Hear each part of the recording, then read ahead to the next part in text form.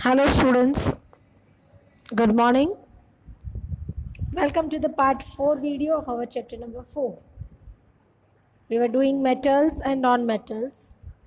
In that we have seen the reaction of metals, non-metals with water, right, with oxygen, now with acids. Page number 49. Reaction with acids. Let us see how metals and non-metals behave with acids. Take a pencil in your hand.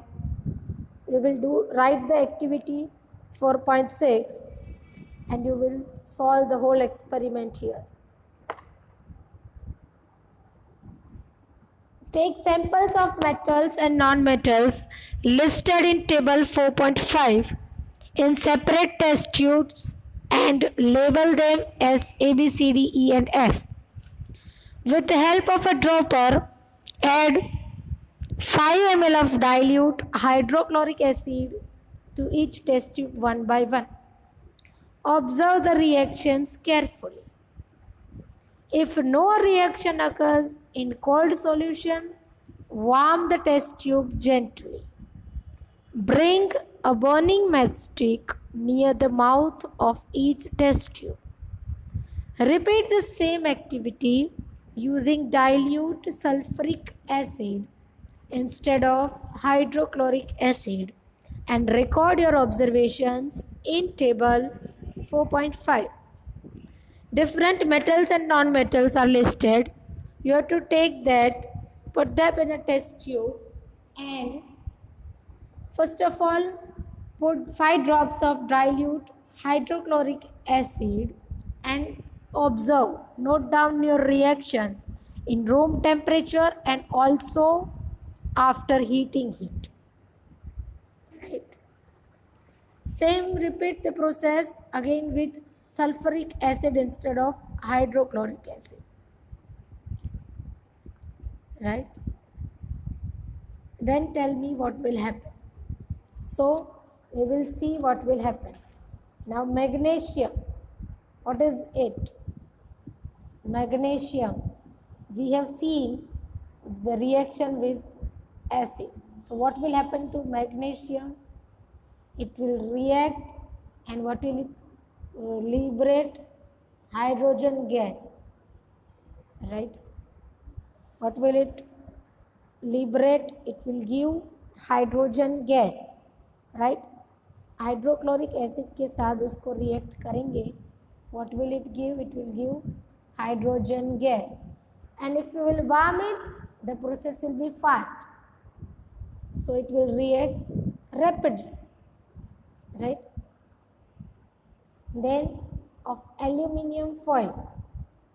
Okay, what about magnesium with dilute sulfuric acid?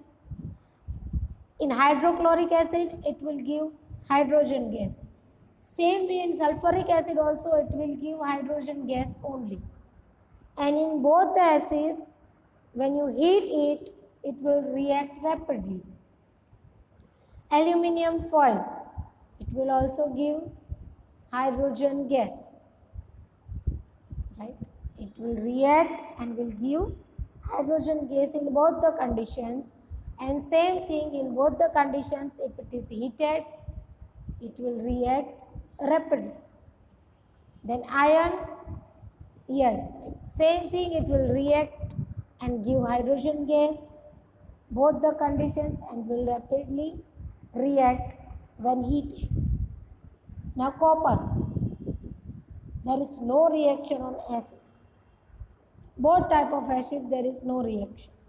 While heating also there is no reaction. Charcoal, no reaction. Sulfur, no reaction. Right?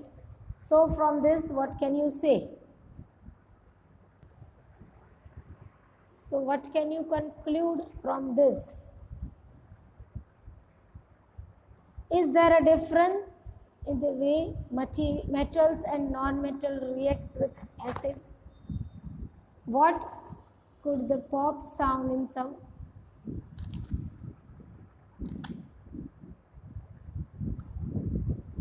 cases? be due to when a burning matchstick is brought near the mouth of the test tubes. If you put a burning matchstick near the mouth of a test tube, then what will happen?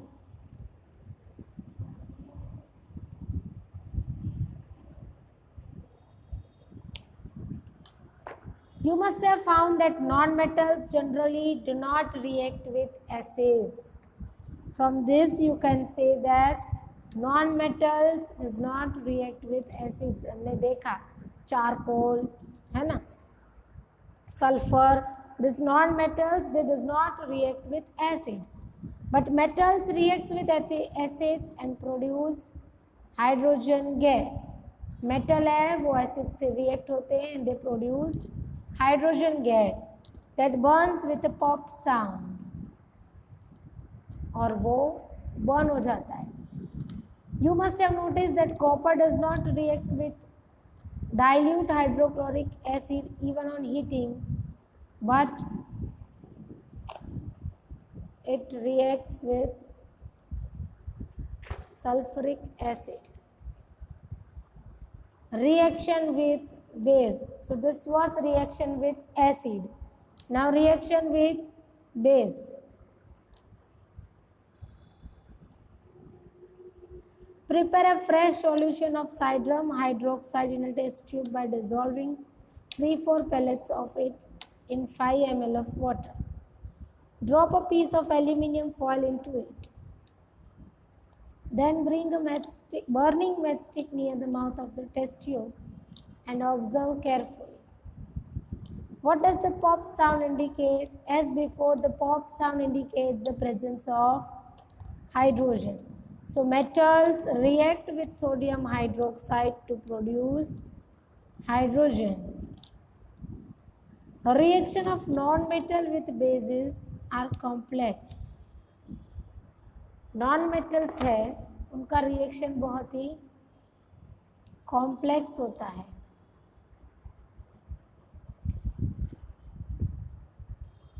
Metals they react and gives hydrogen gas, right?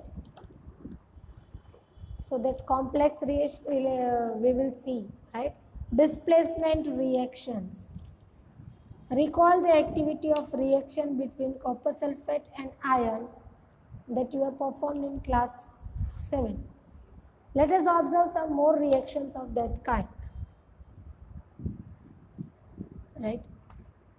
Activity 4.8.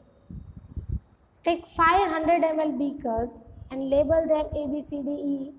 Take about 50 ml of water in each beaker.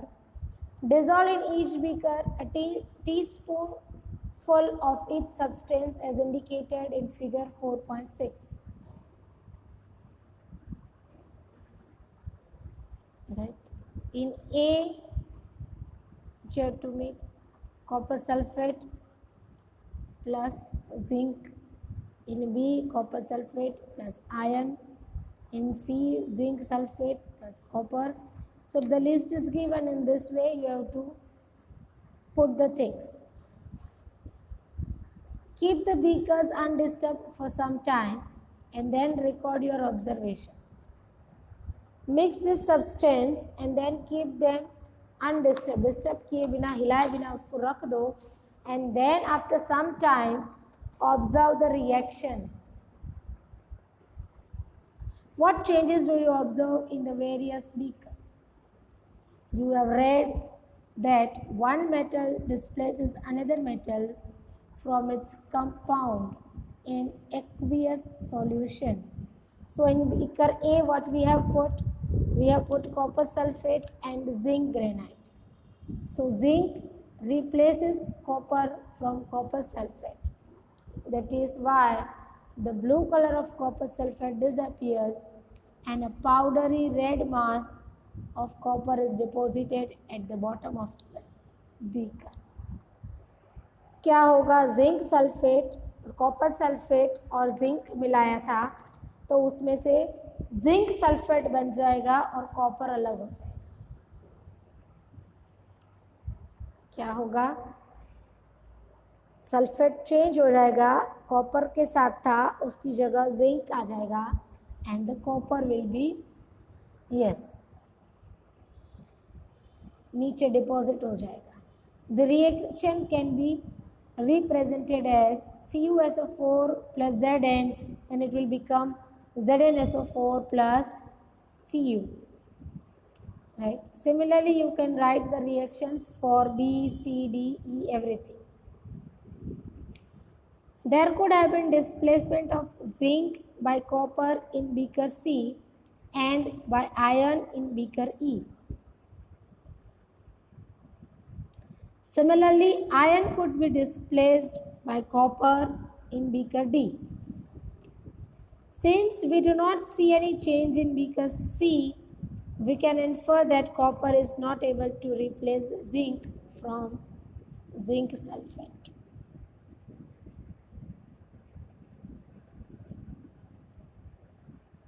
Copper sulphate में से zinc sulphate बन गया, लेकिन zinc sulphate में से copper sulphate नहीं बना. Why?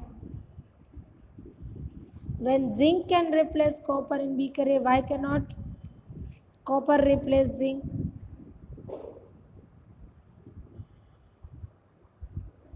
Because science follows definite rules based on fact, and the rule here is zinc is more reactive than copper and iron. So a more reactive metal can replace a less reactive metal, but a less reactive metal cannot replace a more reactive metal. Zinc is more reactive than copper, so it can replace copper, but copper cannot replace zinc. Now you can understand why there is no displacement reactions in beaker D and E also, right? Because the more reactive metal can replace the less reactive one, but less reactive metal cannot replace the more reactive one. Now the uses of metals and non-metals. You should be able to guess why metals are used for making machinery, automobiles, aeroplanes, trains, etc. You are also familiar with the uses of some non-metals. Here are some interesting ones. We are sure that you will guess them right. Non-metal is essential for our life, which all living beings inhale during breathing, right? Oxygen. So it is a non-metal but very essential. Non-metal used in fertilizers to enhance the growth of plants. There also non-metals are used. Non-metal is used in water purification process, which is it? Charcoal, coal, yes. Non-metal used in the purple colored solution which is applied on wounds as an antiseptic. Which is this non-metal? Iodine, yes. Non-metal used in crackers, which is used in crackers? Phosphorus, yes. You may add some more uses of metals and non-metals from your experience also, right? So this was about metals and non-metals. We have studied their reaction with different things, also their uses. So chapter is over here. In the last video of this chapter, we will do the exercise of textbook, and you have to solve the exercise of workbook at your own. Thank you.